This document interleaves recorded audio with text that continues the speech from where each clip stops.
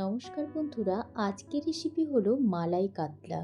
ভাবছেন যে রেসিপিটা খুব সাধারণ, কিন্তু এই রেসিপিটাতে কোনো রকম পেঁয়াজ আদা রসুন কিচ্ছু ব্যবহার হয়নি। তাই রেসিপির পদ্ধতিটা আপনাদেরকে প্রথম থেকে শেষ পর্যন্ত দেখতে হবে, তবেই বুঝতে পারবেন যে রেসিপিটা কিভাবে আমি পেঁয়াজ আদা রসুন ছাড়াই এত টেস্টি বানিয়েছি। ভীষণ টেস্ট হয় এই রেসিপিটা। খুব সাধারণ, খুব অল্প মশলায় রান্নাটা করা হয়, তবে অল্প মশলার রান্না সবসময় দেখবেন একটু বেশি টেস্ট হয়। চলুন বন্ধুরা, রেসিপিটা দেখে নেওয়া যাক। প্রথমে এখানে আমি কাতলা মাছ নিয়েছি। কাতলা মাছ 4 পিস নিয়েছি। একটু পাকালো মাছ, একটু বড় মাছ দেখে নিয়েছি, তাতে টেস্টটা আরও বেশি ভালো হয়। এখানে 4 পিস মাছ নিয়েছি আর একটু মুড়ো নিয়েছি, মাছের মাথা। এরপরে লবণ দিয়ে দিলাম আর হলুদ গুঁড়ো দিয়ে দিচ্ছি। হলুদ গুঁড়ো লবণ দিয়ে দিয়েছি। আর এতে একটুখানি আমি লাল লঙ্কার গুঁড়ো, কাশ্মীরি রেড চিলি পাউডার আর কি, লাল লঙ্কার গুঁড়ো না, কাশ্মীরি রেড চিলি পাউডার এখানে আমি ব্যবহার করছি। তার কারণ এই রেসিপিটাতে হলুদের ব্যবহার আর রেড চিলির ব্যবহার নেই। সেই জন্য এখানেই আমি এটাকে খুব ভালো করে মাখাবো, যাতে করে বেশ মাছটা একটু ভাজাটা লাল লাল হয়। মাছটা তো খুব বেশি ভাজা হবে না, যে খুব কড়া ভাজা হবে না, হালকা ভাজাই হবে, কিন্তু যেন একটু ভাজাটাতে বেশ লাল লাল, মাছটা যেন লাল লাল দেখতে লাগে একটু, যেহেতু গ্রেভিটা হোয়াইট হবে সেই জন্য। আর এইটা আপনারা এই রেসিপিটা আপনারা বোনলেস চিকেনের উপরও করতে পারেন, সেটাও দুর্দান্ত স্বাদ হবে। আর মাছের মধ্যে আপনারা করতে পারেন, কাতলা তো করছি, এখানে ভেটকি করতে পারেন, এটা পাবদা মাছের উপর করতে পারেন, পমফ্রেট মাছের উপরেও এই রেসিপিটা বানাতে পারেন। দেখবেন যে অনেক এই প্রত্যেকটা রেসিপির মধ্যে এর টেস্টটা এই রকমভাবে যদি বানান, তাহলে এই যে মাছগুলো বললাম বা বোনলেস চিকেনের উপর বললাম, এতেও খুব ভালো হবে। চিকেনের কোপ্তা যদি বানিয়েও এই রেসিপিটা পুরোপুরি যেভাবে দেখিয়েছি বানান, তাহলেও দুর্দান্ত স্বাদ হবে। আর চিংড়ি মাছের সাথে তো বলারই প্রয়োজন নেই, এতটাই ভালো টেস্ট হবে। মশলাটা এখানে দেখতে পাচ্ছেন, 1 টেবিল চামচ এখানে আমি নিয়েছি গোটা জিরে, আর নিয়েছি এখানে ঝালটা আপনারা আন্দাজ মতো দেবেন। এখানে গোলমরিচ দিয়েছি আমি 10টার মতো, আর 2টো কাঁচা লঙ্কা দিয়েছি। এরপর প্রথমে একবার এভাবে ঘুরিয়ে নিলাম, দিয়ে জল দিয়ে এটা কিছুক্ষণ একটু ভিজিয়ে রেখে দেবো। শিলনোড়াতেও বাটতে পারেন, তাতে খুব মিহি পেস্ট হবে। এরপরে আমি এখানে ডাবটাই নিয়েছি, এখানে শাঁসওয়ালা ডাব নিয়েছি, বেশ শাঁসটা মোটা পুরু হয়ে গেছে এরকম শাঁসওয়ালা ডাব নিয়েছি। তবে ডাবের জলটাও এখানে কিন্তু আমরা ব্যবহার করব। ডাবের জল কিন্তু ফেলে দেব না। এই যে ডাবের জল আমার বেরিয়েছে 1 গ্লাস, এই ডাবের জলটাও ব্যবহার করব। আর এই শাঁসটা বেশ পুরু, বেশ মোটাই আছে। তবে শাঁসটা যদি আপনারা একটু নরমও, এখানে যেমন আমার শাঁসটা যেমন একটু শক্ত হয়ে গেছে, সেক্ষেত্রে আপনারা চাইলে একটু নরম শাঁসওয়ালা ডাবও নিতে পারেন, সেটাও ভালো টেস্ট হবে। তবে এখানে যেমন একটু শক্ত বলে অনেকটাই নারকেল নারকেল হয়ে গেছে, সেই জন্য এখানে আমি হাফ মালা, এখানে হাফ মালায় আমি 4 পিস মাছ করেছি। আপনারা পুরো মালাতে 10 পিস মাছ যদি নেন, তাহলে এই পুরো মালাতে যতটা এখানে বেরোবে শাঁসটা, ততটা হলেই 10 পিস মাছের হয়ে যাবে। 10 পিস মাছ তো যদি রান্না করতে চান, তাহলে পুরো মালাটাই আপনারা ব্যবহার করতে পারেন। এখানে আমি হাফ মালা ব্যবহার করেছি। তবে শাঁসটা একটু শক্ত বলে আমি এই চামচে করে ছাড়িয়ে নিচ্ছি, একটু ছাড়াতে অসুবিধা হচ্ছে। আর একটু নরম হলে একটু সহজ হতো আর কি ছাড়াতে। এভাবে আমি পুরো শাঁসটাকে হাফ মালার শাঁসটাকে আমি পুরোপুরি এখান থেকে বের করে নিচ্ছি। বের করে নেওয়ার পর এইটাকে আমি ছোট ছোট করে কুচি করে কেটে নেব। প্রথমে আমি খুব ভালোভাবে আগে পুরো এই যে মালার শাঁসটাকে পুরো বের করে নিলাম। এরপরে রান্নাটা কিন্তু একটু আপনাদেরকে ধৈর্য ধরেই দেখতে হবে বন্ধুরা, টেনে দেখবেন না, তাহলে আপনারা বুঝতে পারবেন না যে আমি কি প্রসেসটা এখানে ব্যবহার করেছি। এখন শাঁসটা পুরোপুরি বের করে নিলাম।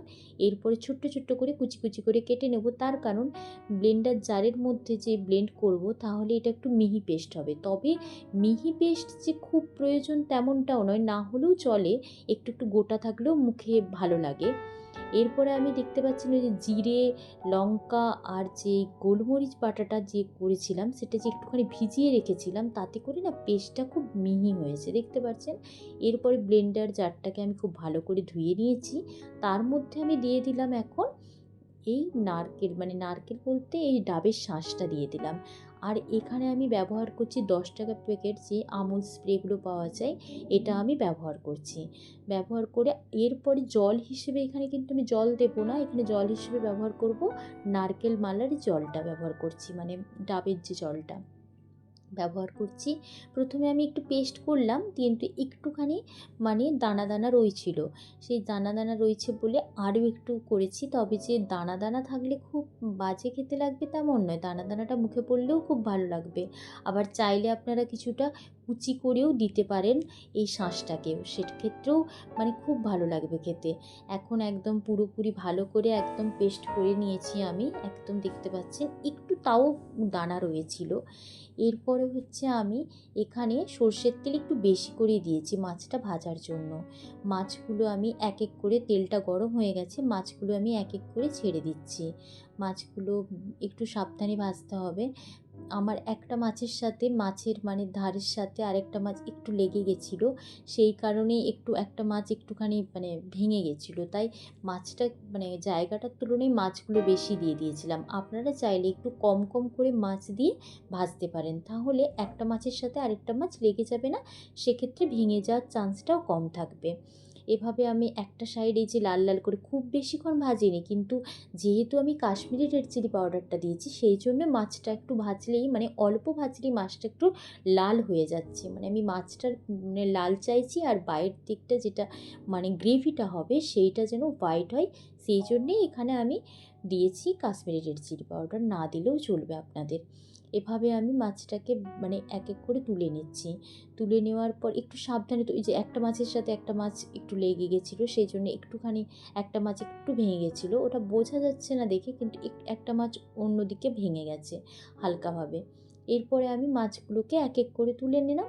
আর হচ্ছে তুলে নেওয়ার পর তেলটা আমি অনেকটা একটু যেহেতু ছিল সেজন্য ঢেলে দিয়েছি। এখানে আমি 1 টেবিল চামচ তেল রেখেছি, ভাজা তেল, মাছ ভাজা তেল। এরপরে 1 টেবিল চামচ এখানে ঘি ব্যবহার করেছি, তবে ঘি ব্যবহার করবেন এখানে, তাহলে টেস্টটা অনেক ভালো হবে। এরপরে এখানে 2টো শুকনো লঙ্কা আর এলাচ, লবঙ্গ, দারচিনি দিয়েছি, দারচিনির 2টো স্টিক আর 3টে লবঙ্গ আর হচ্ছে 2টো এলাচ দিয়ে আমি একটু হালকা মানে গ্যাসটা বন্ধ করে দিয়েছিলাম যাতে এই পুড়ে না যায়। শুকনো লঙ্কাগুলো হালকা ভাজা হয়ে গেছে, তুলে নিয়েছি। এরপরে আমি গ্যাসের ফ্লেমটা কিন্তু লোতে করে দিয়েছি, লোতে করে আমি ওই জিরে আর গোলমরিচ আর কাঁচা লঙ্কা বাটাটা দিয়ে দিলাম। দেওয়ার পর এটা তেল ছাড়া পর্যন্ত কষাতে থাকবো, একদম লো ফ্লেমেই কষাবো, খুব একটা হাই ফ্লেম করার দরকার নেই। তবে মাছে পেঁয়াজ আদা রসুন না দিয়ে যদি এভাবে রান্না করা যায় না, এই ক্ষেত্রে মাছের টেস্টটা অনেক গুণ ভালো হয়, মানে মাছের একটা যে বেশ ভালো সেন্ট সেটা বেরিয়ে আসে। পেঁয়াজ আদা রসুন ব্যবহার করলে কি হয়, মাছের একটু সেন্টটা দমে যায়। এখন আমি একটু লবণ দিয়ে দিলাম, লবণ দিয়ে ভালো করে একটু কষিয়ে নিয়েছি। তেলটা ছেড়ে দিয়েছি, একটু ডিপ ডিপ কালার হয়ে গেছে দেখতে পাচ্ছেন। এরপরে আমি এই নারকেল মানে এই ডাবের জলটা দিয়ে দিলাম। ডাবের জলটা দেওয়ার পর এখানে এমনি জল ব্যবহার করব না, কোনো সাধারণ জল, এই ডাবের জলই ব্যবহার করব। দিয়ে দেখতে পাচ্ছেন ফুটে গেছে। এখন এক এক করে আমি মাছগুলোকে ছেড়ে দেব। মাছগুলোকে ছেড়ে দেওয়ার পর এটাও মানে মিডিয়াম ফ্লেমে রাখবো, এখন আর লো ফ্লেমে রাখবো না, মিডিয়াম ফ্লেমে রাখলেই হবে। মিডিয়াম ফ্লেমে রাখবো। ও যদি আপনারা একটা মালা মানে 10 পিস মাছ ব্যবহার করেন, সেক্ষেত্রে হয়তো জলের পরিমাণটা আরেকটু লাগতে পারে, সেক্ষেত্রে আপনারা নর্মাল জলই দেবেন।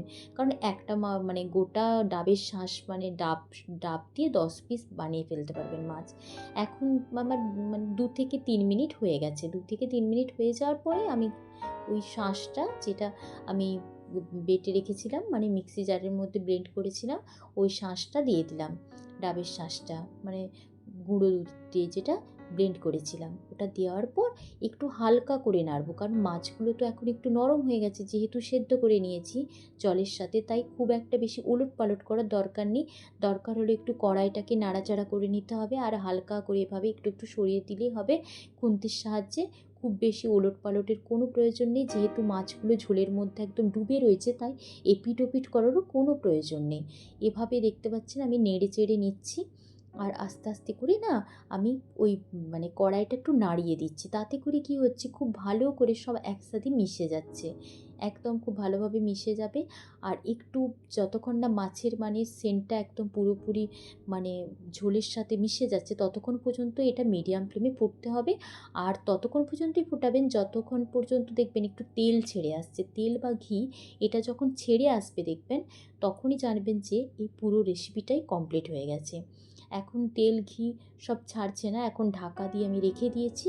এরপরে আমি এখানে একটুখানি কাঁচা লঙ্কা মানে গোটা কাঁচা লঙ্কা, চাইলে চিরা কাঁচা লঙ্কাও দিতে পারেন, আমি এখানে গোটা কাঁচা লঙ্কা 4টে দিয়ে দিয়েছি। কারণ ঝালের পরিমাণটা আমি একটু কম রাখতে চাইছি, সেই জন্যই এখানে আমি যেহেতু গোলমরিচ কাঁচা লঙ্কা ব্যবহার করেছি সেই জন্য গোটা দিয়ে দিয়েছি। এরপরে আমি এখানে 1 টেবিল চামচেরও কম, হাফ টেবিল চামচের মতো ঘি দিয়েছি। গরম মশলার গুঁড়ো আমি আর দেবো না, কারণ ঘি দিলে কি হয়, সেক্ষেত্রে বেশ মালাইয়ের টেস্টটা বেশ ভালো আসে আরও। গরম মশলার গুঁড়ো যেহেতু গোটা গরম মশলা দিয়েছি, আর ব্যবহার করার কোনো প্রয়োজন নেই, দেখবেন এতে টেস্টটা আরও ভালো হয়। আর একটু লবণ মনে হলো লাগবে, সেই জন্য দিলাম। একটু টেস্ট করে দেখলাম যে লবণ লাগবে। আর এখানে চিনি দেওয়ার কোনো প্রয়োজন নেই, কারণ চিনি তো এটা পুরোটাই মিষ্টি, সেই জন্য চিনি দেওয়ার এখানে কোনো প্রয়োজন নেই, কারণ গুঁড়ো দুধ ব্যবহার করা হয়েছে যেহেতু। এখন দেখতে পাচ্ছেন তেল পুরো ছেড়ে দিয়েছে মাছ থেকে, আর গ্রেভি থেকে তেলটা পুরোপুরি ছেড়ে দিয়েছে। এখন রেডি গরম ভাতের সাথে। আর এটা পরিবেশন করলে দারুণ দুর্দান্ত খেতে লাগবে। রেসিপিটা বন্ধুরা আপনাদের কেমন লেগেছে? রেসিপিটা যদি সত্যিই ভালো লেগে থাকে তাহলে কিন্তু লাইক করতে ভুলবেন না। আর কমেন্ট করে আমাকে জানাবেন যে রেসিপিটা আপনাদের কেমন লেগেছে, রেসিপিটার মধ্যে কোনো নতুনত্ব পেয়েছেন কি না। মালাই কাতলা অনেক বানিয়েছেন, তো এভাবে একবার বানালেই বুঝতে পারবেন যে এই মালাই কাতলার টেস্টটা একদমই ইউনিক লাগবে। পেঁয়াজ আদা রসুন ছাড়া যে মালাই কাতলার টেস্ট এতটা সুন্দর হতে পারে, সেটা এই রেসিপিটা না বানালে আপনারা কখনোই বুঝতে পারবেন না। সামনেই জামাই ষষ্ঠী আসছে, আপনারা এই রেসিপিটা জামাইকেও বানিয়ে দেবেন, দেখবেন তারও স্বাদ ভিন্ন লেগেছে এবং অনেক সুন্দর লেগেছে। বন্ধুরা ভালো থাকবেন, সুস্থ থাকবেন। ধন্যবাদ বন্ধুরা।